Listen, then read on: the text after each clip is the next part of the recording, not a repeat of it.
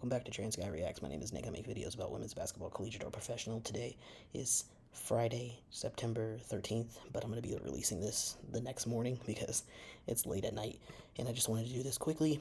There were 4 games on today, and I'm going to be honest, I only paid attention to like 1.5 of them. These are all like positioning games.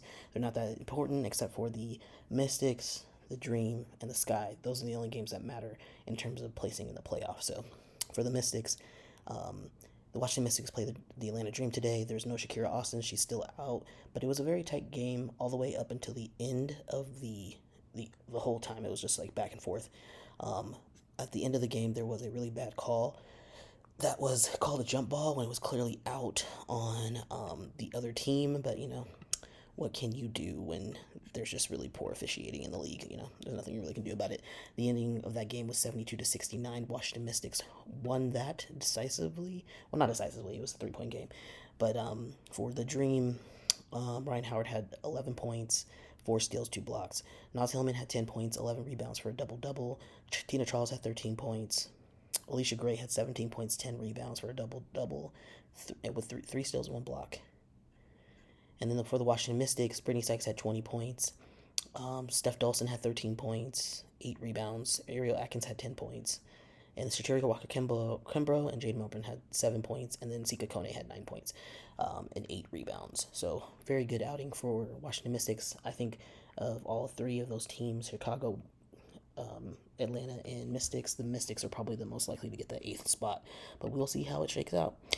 The second game was the Chicago Sky versus the Minnesota Lynx. They didn't have Diamond Shields, and they didn't have Angel Reese, and it was unfortunately a blowout. Chicago lost 66-83. There's just a really poor situation. Let me see the box score. In the third quarter, Chicago only scored 9 points. That's just not going to get you where you need to go. Leading scorers for that team were Camila Cardoso had 16 points, 10 rebounds for a double-double, 3 blocks. Kennedy Carter had 17 points. Lindsay Allen had 10 points. Rachel Banham had 10 points. It just wasn't enough firepower against the Lynx.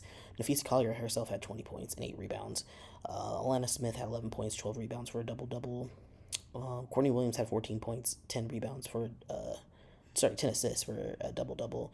Maisha Hans-Allen had 11 points. Cecilia Saldenzini had 7 points. It was just a lot of firepower from the Lynx.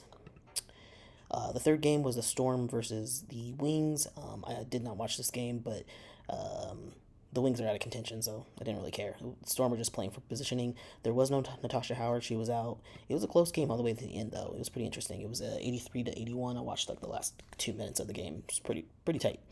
For the Wings, so yeah, the Storm won just by 2 points. Satu Sabali had 18 points. Tara McCowan had 23 points and 15 rebounds for a double-double, 1 steal, 2 blocks. A monster game for Tierra, just wasn't enough.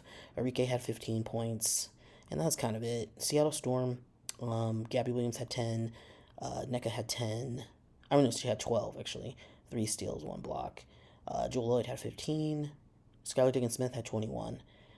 And Mercedes Russell had 9. I love to see Mercedes coming alive in these games. She's kind of quiet sometimes. And then the other game, these are all the Las Vegas Aces versus the Fever. It was on all at the same time, which was pretty annoying. And I didn't watch this game because I don't watch Fever games because of the racism attachment it has, and it didn't really matter in terms of anything. It was just more of a positioning game. The Aces did win that game 78-74, so they did sweep Indiana. They won all games against them. In that game, Aaliyah Boston had 14 points, 8 rebounds. Kelsey Plum had 20 points. Caitlin Clark had 18 points. Demiris Dantas had 11 points. But for Vegas, Jackie Young had 12 points. Asia Wilson had 15 points, 17 rebounds for a double-double, 1 steal, 2 blocks. Kelsey Plum had 18 points. Chelsea Gray had 21 points. So just the old heads were very productive that game. And then the other game that was on at night was the Connecticut Sun versus the Phoenix Mercury. Both teams are in the playoffs, so it didn't really matter. It's just about positioning. No Kalia Copper. Charisma Osborne and Rebecca Allen are still out. That game, Connecticut Sun whooped Mercury's ass 88-69. There was one quarter where Mercury only scored 6 points. Brittany Griner had 26 points, 9 rebounds. She had a pretty good night. Natasha Cloud had 17 points, 7 assists. And that was kind of it for people scoring. Everyone else was pretty single digits. DeWanna Bonner had 14 points. Alyssa Thomas had 11 assists and 7 points. Brianna Jones had 20 points, 9 rebounds. Dejanay Carrington had 8 points, 9 rebounds. Tiesha Harris, Ty Harris had 12 points. Marina Mabry had 19 points. So it was just like a monster game for the offense for the Connecticut Sun. But yeah, those were the games for yesterday, basically. If you enjoy these kind of quick recaps, please like, share, subscribe, follow, do all the things that you do on social media. And I will see y'all in the next one. Peace.